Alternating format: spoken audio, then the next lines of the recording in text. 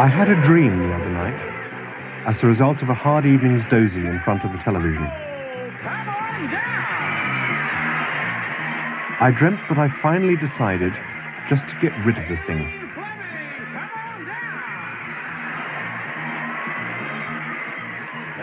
Our winner number one, and Michelle, you and I are going to walk this golden road. That's what we're going to do. I thought there must be a better way of spending my time. With this right here, this pink grapefruit juice. That's what it all begins. Like walking to the nearest scrap heap and throwing the wretched object away. Win this. A color TV!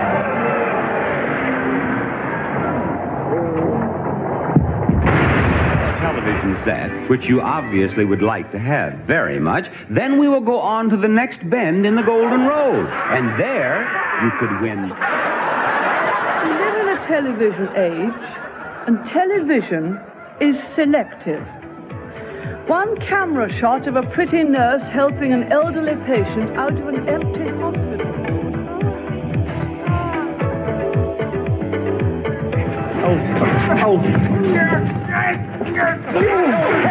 Our denomination say, our demons say, our devils say. It just needs a final mix. The dough must next be kneaded like this. Stop. You may think you only have unsocial body odors in your armpits, but are you Pit Stop Fresh? You need new, environmentally safe Pit Stop. It seems such a waste of the Unsocial technology. smells in all your body crevices. Maybe in the future, we'll find a better use to put it all to. On the day that Japan has agreed to fix the dollar exchange rate at 1 cent to the yen in return for the state of California, we'll be gauging international economic reaction on the floor of the Moscow Stock Exchange. Also in tonight's program, the greenhouse effect really starts to bite. Yes, but We have this a isn't special anything underwater new. report from St. Mark's It's Square. still the same boring old television. And the England cricket team is in deep trouble. Are you tired of linear, non-interactive television, Mr. Adams? Don't even know what linear, non-interactive television means, Mr. Adams? Are you tired, Mr. Adams, of the sort of television that just happens at you? That you just sit in front of like a couch potato? That doesn't involve you? Come on, interact with me. Wait a minute. Yes, what is it you want to know? Who the hell are you? Me? Oh, I'm just him.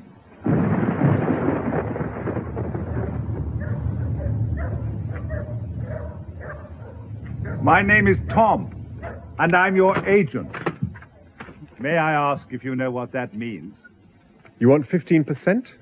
It means that I'm here to do your every slightest bidding, to fetch and carry for you, to work tirelessly and selflessly on your behalf, always ready, always willing, no job too small or too menial. Are you sure you mean agent? I mean that I'm a software agent. I am merely a simulacrum, an artificial and completely customizable personality, and I only exist as what we call an application in your computer. I have the honor to provide instant access to every piece of information stored digitally anywhere in the world. Any picture or film, any sound, any book, any statistic, any fact, any connection between anything you care to think of. You have only to tell me, and it will be my humble duty to find it for you and to present it to you for your interactive pleasure. Is there anything I can do for you now, Mr. Adams, sir? Well, yes, you can stop being so obsequious for a start. It will be my very great and profound pleasure to be less obsequious, O Master. I am, as I humbly mentioned to you a moment ago, fully customizable. Allow me to present you with my control panel. Would you care to alter me in any way which takes your fancy? Just touch the appropriate control. Okay, Buster. What do you want now? Get a bloody move on, can't ya? Good. What would you like to find out about now? Hang on, I'm rather enjoying this. What else can we change?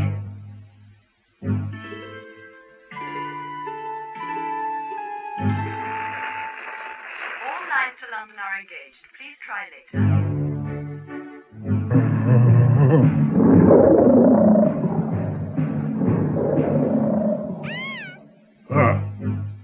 As you can see, that's nothing about me at all, God bless your face. That isn't completely customizable 110%. In any way you like, Sheila? All right, boyo. If you want me like that, you'd better find me a tank then, hadn't you?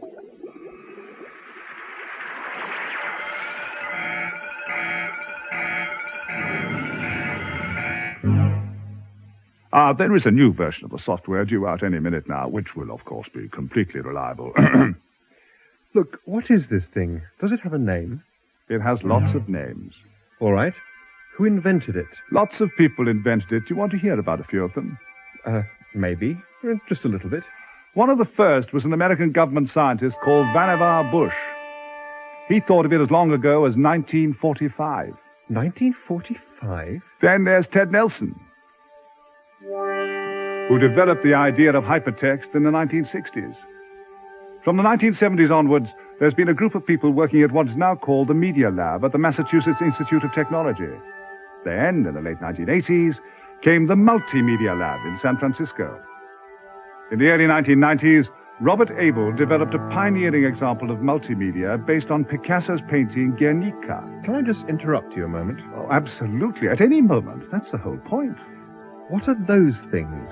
They're called mycons. They were invented by a Norwegian called Hans Peter Bronmo at MIT in 1989. Try touching him. A mycon is a motion icon. It's motion because it's a sequence of frames that are run in a loop.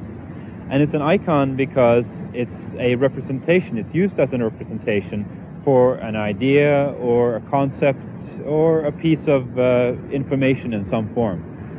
Imagine, for example, that you are watching this interview with me, and I make a reference to Ted Nelson. Now, Ted Nelson was the person who back in the 60s coined... I thought of the idea of hypertext in the fall of 1960, but not under that name, and for years I tried to explain the idea to people everywhere, and apparently most people thought I was literally insane. But it seemed so clear to me from the very beginning that writing should not be sequential, because the problems we all have in writing sequential prose derive from the fact that we're trying to make it all lie down in one long string. And if we could only break it up into different chunks that the reader could choose, why then we wouldn't have to decide what goes in and what goes out. We could just... Okay, so how do I find something? Like, how do I find my way back? You just asked me. I just did. Or you can touch the go back button, which is a thing that looks like a minimalist fishhook. So, what do I do now? May I just make a point here? Can I stop you? Of course. But the point I wanted to make was that you don't have to ask me what you have to do all the time. Do whatever you want. I'm doing what I want. I'm telling you that I don't know what to do. I'm completely lost. Then you need a guide. Find me one. Now you're getting the idea. Look, why don't we just start at the beginning? Well, Bush, of course, was President Roosevelt's science advisor during World War II, and so he was very much in communication with scientific thinking and recent experiments and the development of the nuclear bomb project all through the war. Well, you had a good trip. Very good. Rough on the way back? Oh, very slow trip coming back. What's this film?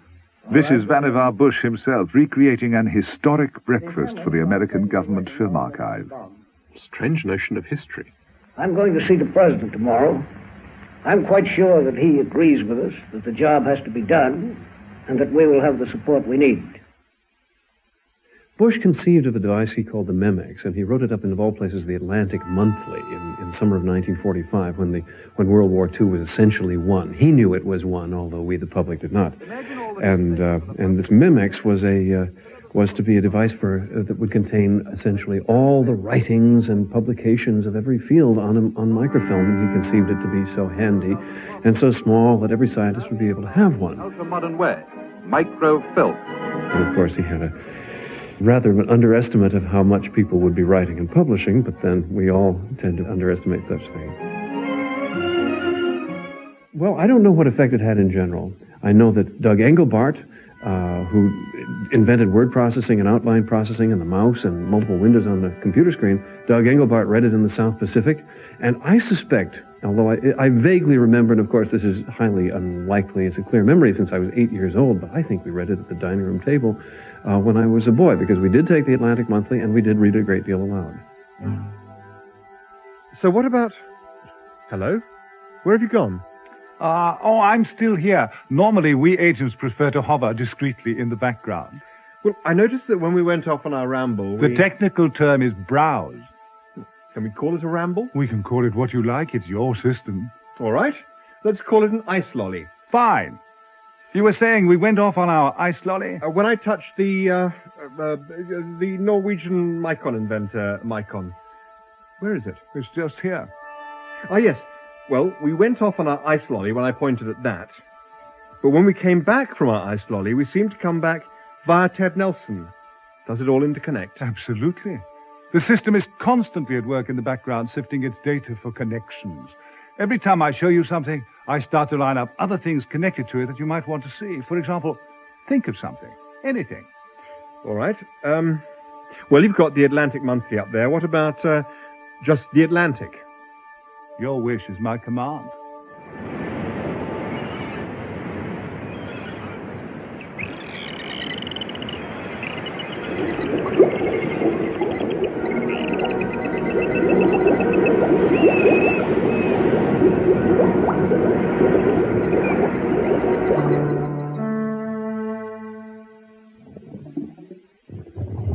Tom? Yo. What's this? What did you ask for? A live feed from the Atlantic Ocean. Well, you have just encountered the principle of wire Fizwig. Wire Fizwig? What you ask for is what you get. This is a live signal from Mars Sat-West, which is currently in geosynchronous orbit over the Atlantic Ocean. You mean this is actually live? Yes. Well, yes-ish. It takes 10 seconds for the pictures from the satellite to resolve. The feed from the two submersible sources is absolutely live. Well, give or take a quarter of a second. That's astounding. It is rather, isn't it?